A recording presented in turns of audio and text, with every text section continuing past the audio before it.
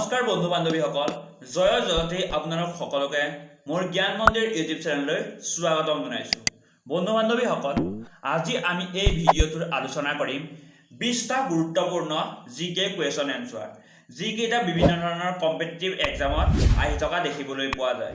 বন্ধু বান্ধৱীসকল যদি আপোনালোকে এই প্ৰশ্নবোৰৰ উত্তৰটো সঠিকভাৱে জানে তেন্তে ইয়াৰ উত্তৰটো কমেন্ট কৰি জনাব আৰু ভিডিঅ'টো অকণো স্কিপ নকৰাকৈ শেষলৈকে চাই যাব বুলি আশা ৰাখিলোঁ।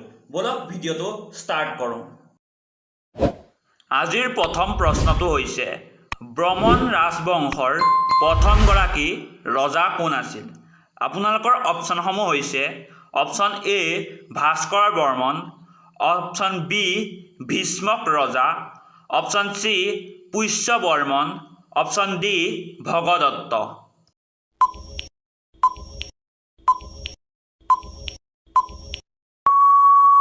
ইয়াৰ শুদ্ধ উত্তৰটো হৈছে option C Pushya Barman. ২ number প্ৰশ্নটো হৈছে ভাৰতীয় সংসদত কিমান সদন আছে? আপোনালোকৰ অপশ্যনসমূহ হৈছে অপশ্যন এ এটা, অপশ্যন বি দুটা, অপশ্যন চি তিনিটা, অপশ্যন ডি চাৰিটা।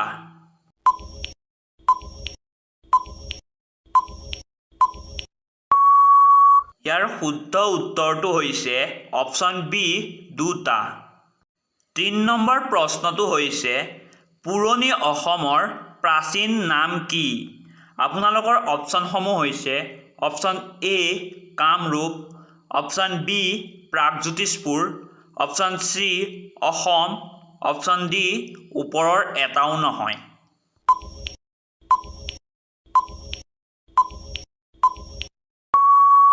ইয়াৰ শুদ্ধ উত্তৰটো হৈছে অপশ্যন এ কামৰূপ। ৪ নম্বৰ প্ৰশ্নটো হৈছে প্ৰাচীন অসম কেইটা ভাগত বিভক্ত? আপোনালোকৰ অপশ্যনসমূহ হৈছে অপশ্যন এ দুটা, অপশ্যন বি তিনিটা, অপশ্যন চি চাৰিটা, অপশ্যন ডি ছটা।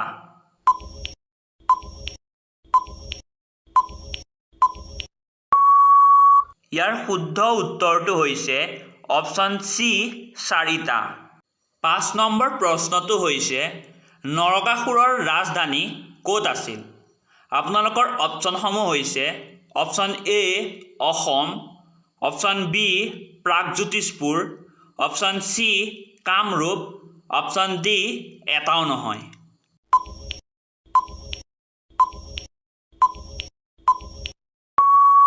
ইয়াৰ শুদ্ধ উত্তৰটো হৈছে অপশ্যন বি প্ৰাগজ্যোতিষপুৰ। ৬ নম্বৰ প্ৰশ্নটো হৈছে নৰকাসুৰে প্ৰতিষ্ঠা কৰা বংশটোৰ নাম কি?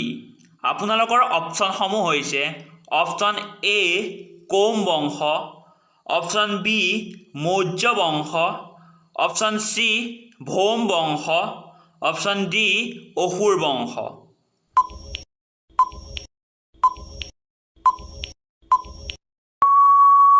ইয়াৰ শুদ্ধ উত্তৰটো হৈছে অপশ্যন চি ভৌম বংশ।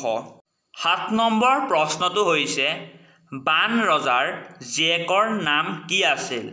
আপোনালোকৰ অপশ্যনসমূহ হৈছে option A Kamala Kuwari, option B Chitrangada, option C Usha, option D এটাও নহয়।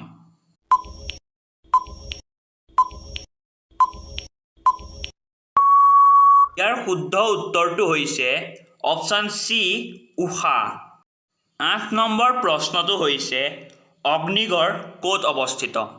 আপোনালোকৰ অপশ্যনসমূহ হৈছে option A Tezpur, option B Dibrugarh, option C Kamatapur, option D Sonitpur.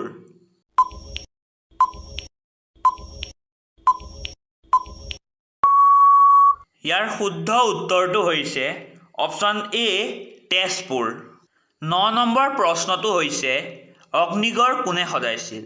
আপোনালোকৰ অপশ্যনসমূহ হৈছে option A Bhaskar Barman, option B Shriram, option C বান ৰজাই, অপশ্যন ডি হংস বেগে।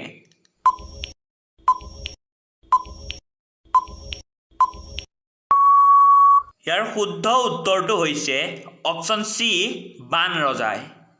10 নম্বৰ প্ৰশ্নটো হৈছে পাল বংশৰ প্ৰতিষ্ঠাপক ৰজা কোন? আপোনালোকৰ অপশ্যনসমূহ হৈছে option A Haripal, option B Bakshapal, option C Kshudrapal, option D Shilbhadra.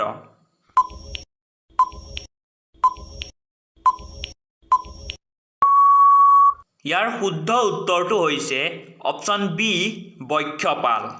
11 number প্ৰশ্নটো হৈছে শালস্তম্ভ বংশৰ ৰজাজনৰ নাম কি আছিল? আপোনালোকৰ অপশ্যনসমূহ হৈছে option A Shilabhadra, option B Niladhwaj, option C Tyagasingha, option D Bhaskar Barman.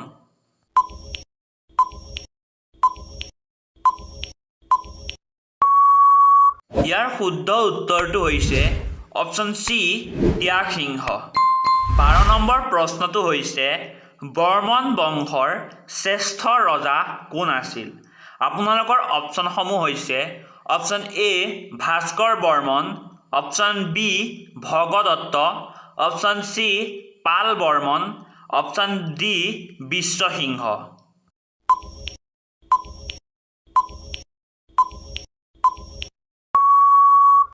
ইয়াৰ শুদ্ধ উত্তৰটো হৈছে option A Bhaskar Barman. 13 number প্ৰশ্নটো হৈছে কালিকা পুৰাণ কোন শতিকাত ৰচনা কৰা হৈছিল? আপোনালোকৰ অপশ্যনসমূহ হৈছে অপশ্যন এ নৱম শতিকাত, অপশ্যন বি সপ্তম শতিকাত, অপশ্যন চি অষ্টম শতিকাত, অপশ্যন ডি দশম শতিকাত।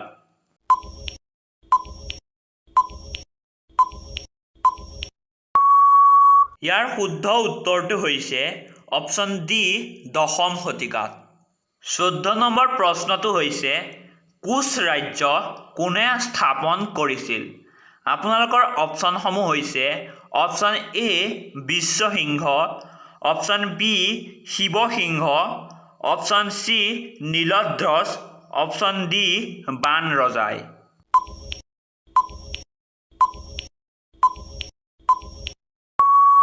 ইয়াৰ শুদ্ধ উত্তৰটো হৈছে অপশ্যন এ বিশ্বসিংহ। 15 নম্বৰ প্ৰশ্নটো হৈছে চুতীয়া ৰাজ্যৰ শেষৰ ৰজাজনৰ নাম কি আছিল? আপোনালোকৰ অপশ্যনসমূহ হৈছে option A Dharmapal, option B Bakshapal, option C Nityapal, option D এটাও নহয়।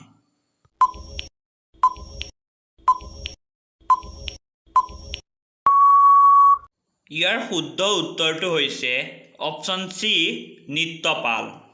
16 নম্বৰ প্ৰশ্নটো হৈছে চুতীয়া ৰাজ্য কোন চনত প্ৰতিষ্ঠা কৰা হৈছিল? আপোনালোকৰ অপশ্যনসমূহ হৈছে অপশ্যন এ 1238 খ্ৰীষ্টাব্দত, অপশ্যন বি 1189 খ্ৰীষ্টাব্দত, অপশ্যন চি 1343 খ্ৰীষ্টাব্দত, অপশ্যন ডি 1198 খ্ৰীষ্টাব্দত।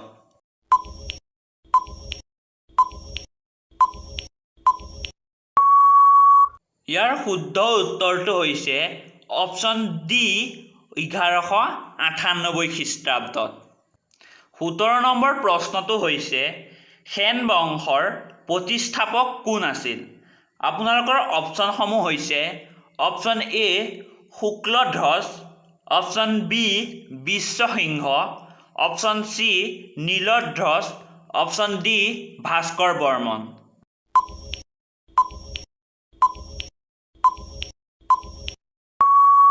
ইয়াৰ শুদ্ধ উত্তৰটো হৈছে অপশ্যন চি নীলধ্বজ। 18 নম্বৰ প্ৰশ্নটো হৈছে অসমীয়া ভাষাত বুৰঞ্জী লেখোঁতা প্ৰথম স্বৰ্গদেউ কোন আছিল? আপোনালোকৰ অপশ্যনসমূহ হৈছে option A Naranarayan, option B Dharmanarayan, option C Swarganarayan, option D Jayadhwaj Singh.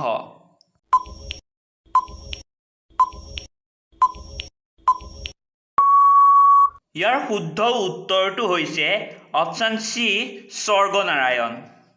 19 number প্ৰশ্নটো হৈছে কোনগৰাকী ৰজাই প্ৰথম হিন্দু ধৰ্ম গ্ৰহণ কৰিছিল?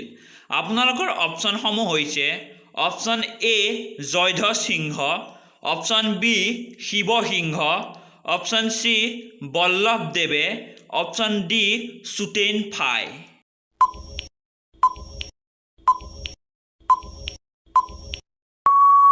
ইয়াৰ শুদ্ধ উত্তৰটো হৈছে অপশ্যন এ জয়ধ্বজ সিংহ।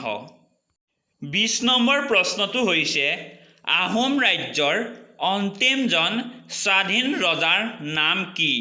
আপোনালোকৰ অপশ্যনসমূহ হৈছে option A Rudrasingha, option B Chandrakanta Singha, option C Shukradhwaj, option D Jayadhwaj Singh.